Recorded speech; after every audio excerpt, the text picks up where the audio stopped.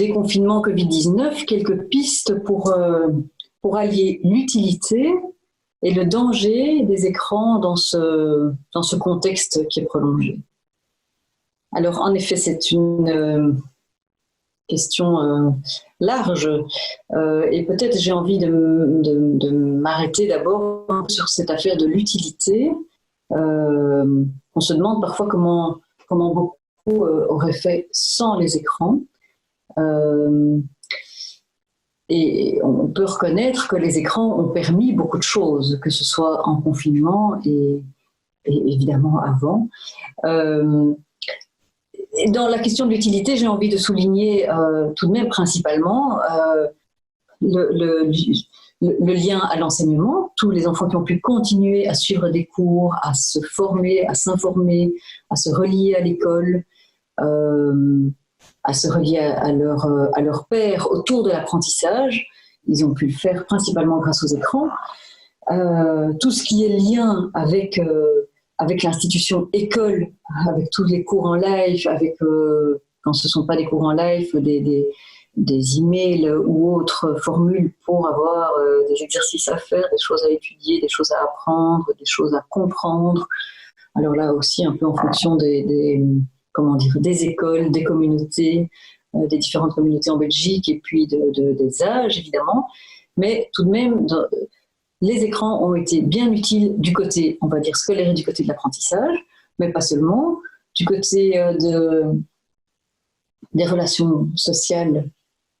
Les écrans ont évidemment beaucoup contribué à ce que les uns et les autres puissent échanger sur la multiplicité des réseaux sociaux, ou s'appeler, ou faire des réunions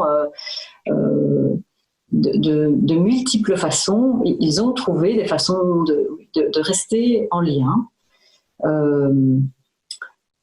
Ça me semble très très important, d'autant plus dans ce contexte-ci.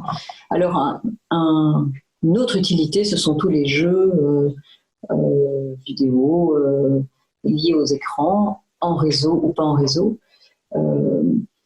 qui sont à souligner. C'est même assez intéressant de se dire, au fond, avec un écran, il y a moyen, si c'est bien utilisé, de faire toutes sortes de choses. Ça peut être 1 heure de lecture, 1 heure de conversation avec un ou une amie, 1 heure d'école, 1 heure d'information sur l'actualité, 1 heure de jeu. Enfin, il y a moyen de passer toute sa journée sur un écran en faisant des choses relativement variées. Cet écran est devenu vraiment une fenêtre, là où les fenêtres restaient fermées. Cette fenêtre-là a pu être ouverte. Et donc, voilà, je pense que c'est important de soutenir que, bien sûr, elle a pu être très cruciale, importante et aidante. Néanmoins, en effet, je pense que c'est aussi important de souligner le risque. Alors, il y aurait beaucoup de choses à dire, bien sûr, mais j'ai peut-être envie de souligner 2 choses. Le premier risque, me semble-t-il, c'est que derrière cette fenêtre se passent des milliards de choses que l'entourage proche de l'enfant ne connaît pas.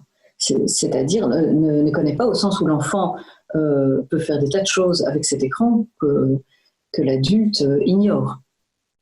Et il peut donc, autant il peut passer 1 heure à faire une chose, 1 heure à faire une autre et 1 heure à faire une troisième, il peut aussi passer 10 heures et plus sur un écran à faire un jeu, toujours le même, et on sait combien ça peut être addictif.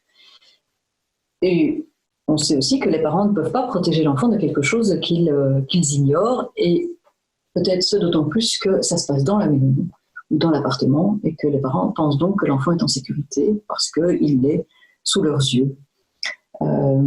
Et donc ça, je trouve que c'est tout de même un risque assez important auquel il est important de rester attentif. Qu'est-ce que fait un enfant autant d'heures sur un écran ?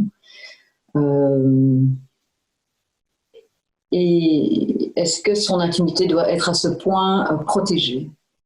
Et par ailleurs, une autre chose qui me semble, en dehors alors de la question des parents, de ce que les parents peuvent voir ou peuvent savoir de ce que fait leur enfant derrière les écrans, c'est le côté écran de l'écran, c'est-à-dire le côté qui coupe tout de même l'enfant de lui-même, parce qu'il est peu en relation avec lui-même quand il est face à son écran, et donc de lui-même, c'est-à-dire de sa créativité par exemple, ou de son corps, pour ne donner que deux exemples. C'est-à-dire de son corps, il ne va pas faire du sport avec son... Ah oui, quoique, c'est vrai qu'il peut faire encore sa petite séance de gymnastique avec l'écran, c'est encore une autre... Mais alors les parents le voient, le repèrent. Mais l'idée est que l'enfant risque de se couper de bien des modes de vitalité à l'extérieur de lui en étant concentré sur son écran. Donc, je disais couper de lui-même, couper de sa créativité, couper de son corps et aussi couper des autres, si ce n'est quand il est en lien téléphonique ou relationnel avec les autres. Mais ce n'est tout de même pas la même chose.